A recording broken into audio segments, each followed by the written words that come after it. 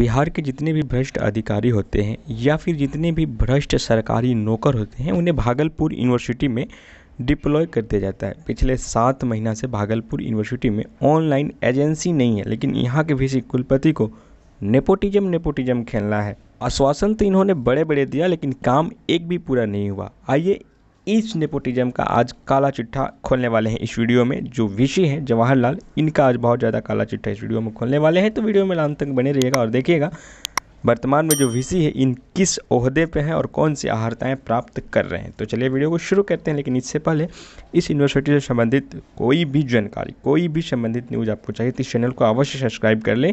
Part 1 में जो कि न्यू सेशन है 24 से लेकर 28, उनके नामांकन की प्रक्रिया भी स्टार्ट कर दी गई है। उससे संबंधित भी मैंने वीडियो डाल दिया है। उन सभी नए छात्र छात्राओं से भी बोलिए चैनल को सब्सक्राइब करेंगे और टीएमयू से संबंधित कोई भी जानकारी यहाँ पे प्राप्त करेंगे। तो चलिए शुरू करते हैं इन साहबजादों की नेपोटिज्म। सर्जुन शर्मा जो कि तिलकामांझी भागलपुर यूनिवर्सिटी के अंतर्गत परिचारक का काम करते हैं, ये टीएमयू के कुलपति प्रोफेसर जवाहरलाल का रिश्तेदार निकले और इन्होंने खुद यूनिवर्सिटी से भुगतान करा रहे हैं। आपको बता दें कि कुलपति और सर्जुन शर्मा की नियुक्ति के पत्र में एक ही पता पटना से आने की सूचना के साथ साथ ड्राफ्टिंग जो तैयार किया गया था, जो सब चेक भी जो जाता है सब एक ही तिथि को रवाना होता है, उसके बारे में यहाँ पे बताया गया। पूरा डिटेल्स इस वीडियो पे बात करूँगा। देखते हैं टीएमयू के कुलपति प्रोफेसर जवाहरलाल ने अपने स्वास्थ्य की देखभाल के नाम पर रिश्तेदार सर्जुन शर्मा को बीबी में बहाल कर लिया। अब बताइए, ये वीसी न काम के न काज के, दुश्मन अनाज के, अपने लिए जो इनका हेल्थ ख़राब होता है ना, उनके लिए प्रॉपर इन लोग को नौकर चाहिए और नौकर रखे थे। और किसको? अपने रिश्तेदार को, जिनका नाम है सर्जुन शर्मा। ठीक है, तो रिश्तेदार सर्जुन शर्मा को वीसी में बहाल कर लिया था यूनिवर्सिटी में और भुगतान टीएमयू से करा रहे हैं। यह बहाली बिना नियम व प्रावधान की हुई है, जबकि इनकी बहाली के कोई नियम नहीं है। अगर आपको तबीयत खराब है तो आप अपना पैसा से इलाज करवाइए, उसका पेमेंट आप यूनिवर्सिटी से कर रहे हैं, जबकि इनकी कोई नियम और कोई प्रावधान यूजीसी के अंडर नहीं है। सर्जुन शर्मा की बहाली कुलपति के परिचारक के रूप में हुई है। सर्जुन शर्मा और कुलपति जवाहरलाल का पता एक ही है।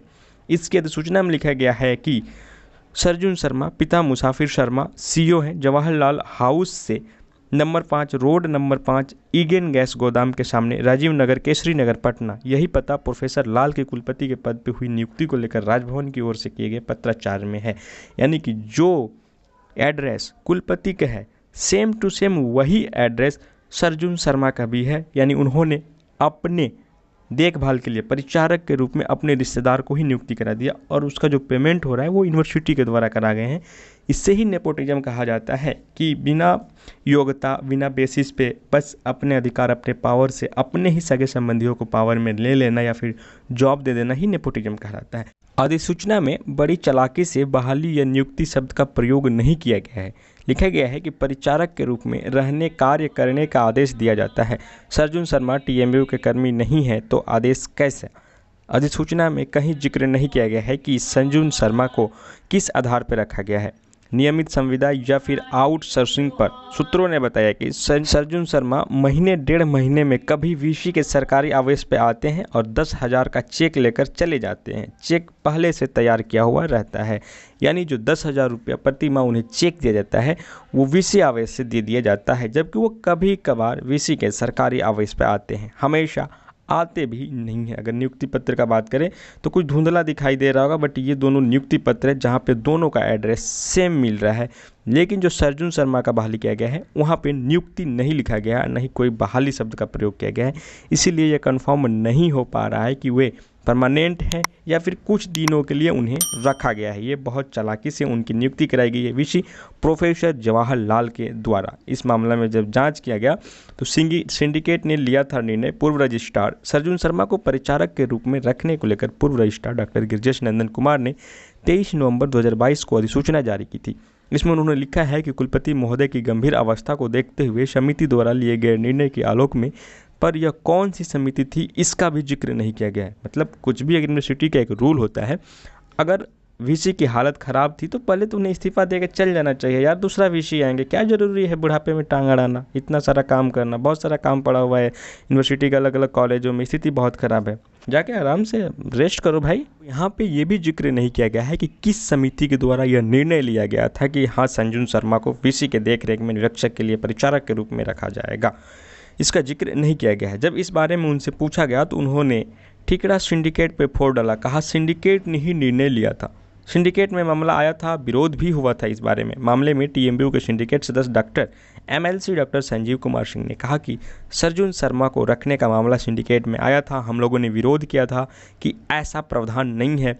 तब बीबी में सिंडिकेट की हर महीने होने वाली नियमित बैठक नहीं हो रही थी, कभी कभी ही नियमित बैठक हो रही है। तो देखें वीसी जवाहरलाल का नेपोटिज्म, इनके खिलाफ जो पूर्व रजिस्ट्रार डॉक्टर गिरीश नंदन है, उन्होंने कोर्ट में भी जाके अपील की है कि वीसी जो है ये वीसी बनने के लिए अहर्ताएँ नहीं रखते हैं। अहर्ताएँ करने का मतलब है जैसे कोई सुप्रीम कोर्ट का जज बनता है तो उनके बनने के लिए कुछ सीमाएँ रखी जाती है, कुछ योग्यताएँ रखी जाती है। इसी तरह से वीसी बनने के लिए भी कोई योग्यता होती है, उस योग्यता को, उस अहर्ताओं को वीसी प्रोफेसर जवाहरलाल पूरा नहीं करते हैं, यानी इन्हें खुद ये वीसी का सीट विरासत में दिया गया है।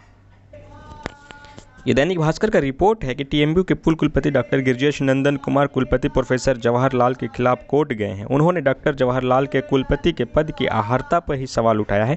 उन्होंने उच्च न्यायालय में इसको लेकर याचिका प्रस्तुत की है। डॉक्टर गिरिजेश नंदन ने कहा है कि कुलपति के पद के लिए व्यक्ति को कम से कम 10 वर्ष तक प्रोफेसर के पद पर कार्यरत होना चाहिए, लेकिन जवाहरलाल कुलपति के पद पर नियुक्ति के लिए यह अहर्ता नहीं रखते हैं। कहा कि डॉक्टर जवाहरलाल की नियुक्ति में नियमों का उल्लंघन हुआ है। डॉक्टर जवाहरलाल से संपर्क करने का प्रयास किया गया, लेकिन उन्होंने मोबाइल स्विच ऑफ रखा था। ये है हिपोक्रेसी, इसे ही हिपोक्रेसी कहा जाता है। अगर हिपोक्रेसी को हिंदी में बोले तो दोगलापन। तो ना तो ये वीसी बनने की योग्यताएं रखते हैं। पूर्व रजिस्ट्रार डॉक्टर गिरीश नंदन ने तो झूठ एलिगेशन नहीं लगाया होगा, उन्होंने कोर्ट में भी इसकी अहर्ताएं जमा की है। तो ये वीसी बनने का एक तो योग्यता नहीं रखते हैं, दूसरी बात नेपोटिज्म, जहाँ के ये रहते हैं वहीं के किसी अपने रिश्तेदार को बुला के अपना नौकर बना लेते हैं। सरकारी खजाने से पर मंथ 10,000 रुपये का चेक कटता है और इसका कोई जवाबदेही भी नहीं है। राजभवन इस पर कोई नज़र भी बनाए हुए नहीं रख रहा है। 7 मंथ से एजेंसी नहीं है, ऑनलाइन काम नहीं हो रहा है, बहुत सारे छात्रों का ऑनलाइन पेमेंट कट गया है। सर्टिफिकेट के लिए अब ना तो वेबसाइट है जो कहाँ से चेक करेंगे कि सर्टिफिकेट का कहाँ तक प्रोसेस है, ना उसका कोई रिसीविंग है, वो उनका तो पेमेंट भी कट गया है, ना उन्हें सर्टिफिकेट मिल रहा है। इन्हें वेबसाइट पे काम नहीं करना है और बूढ़े हो गए हैं, तबीयत ख़राब रह रही है, चेहरे पे झुर्रियाँ पड़ गई है, तो क्या ज़रूरी है वीसी बन के आना। जाओ यार रेस्ट करो, कवर क्यों खुदवा रहे हो अपनी। Thank you very much. उम्मीद करते हैं ये वीडियो आपको पसंद आई हो। सही में वीडियो अच्छी लगी हो तो प्लीज़ इसे आगे और भी लोगों तक ज़रूर शेयर करिएगा, क्योंकि आपका वीडियो शेयर करना हमारे लिए बहुत ज़रूरी है, इंपॉर्टेंट है। बड़ी मेहनत से हम वीडियो बनाते हैं और हम चाहते हैं ये वीडियो ज़्यादा से ज़्यादा लोगों तक पहुँचे। बाकी इस वीडियो पर आपका क्या विचार है, आपकी क्या ओपिनियन है, कॉमेंट सेक्शन खुला हुआ है, अपनी लोकेशन के साथ ज़रूर लिखिएगा।